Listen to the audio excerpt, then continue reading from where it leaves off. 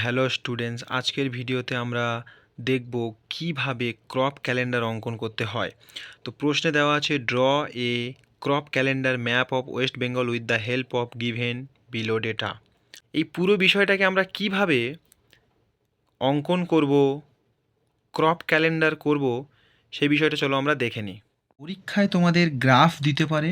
যদি গ্রাফ না দেয় তাহলে তোমরা এইভাবে, আমার এখানে 7টা শস্য ছিল তাই 7টা অর্থাৎ 7 সেন্টিমিটার নিয়েছি, আর এদিকে 12টা মাস ছিল তাই 12 সেন্টিমিটার নিয়েছি, এবং প্রত্যেকটা আমি 1 সেমি করে একটা করে ঘর করে নিয়েছি, এবং জানুয়ারি, ফেব্রুয়ারি, মার্চ, এপ্রিল এইভাবে ডিসেম্বর পর্যন্ত আমরা লিখে দিয়েছি।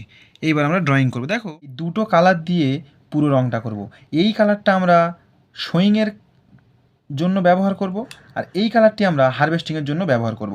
তোমাদের মতো তোমরা যে কোনো কালার ইউজ করতে পারো, এক্ষেত্রে তোমাদের কোনো অসুবিধা হবে না। আউশ রাইস মার্চ এপ্রিল সময় ছিল, তাহলে আমরা এই মার্চ আর এপ্রিল এই দুটো সময়কে আমরা সবুজ কালার করে দেবো। দেখো, এবং আমন রাইস এটা জুন জুলাই মাস ছিল, তাহলে এই যে জুন জুলাই, এই জুন জুলাইটাকে আমরা কালার করে দেবো। দেখো,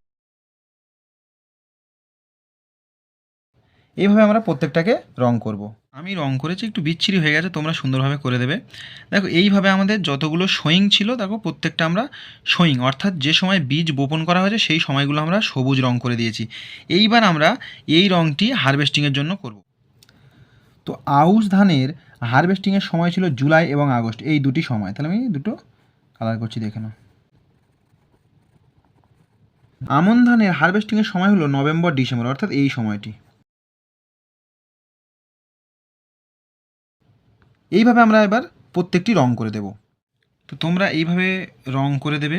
দেখো, এই ধারে লিখে দেবে ক্রপস, আর এদিকে লিখে দেবে মান্থ, আর এখানে একটা হেডিং করে দেবে। তো এইভাবেই লিখে দেবে ক্রপস, মান্থস এবং crop calendar of West Bengal showing and harvesting.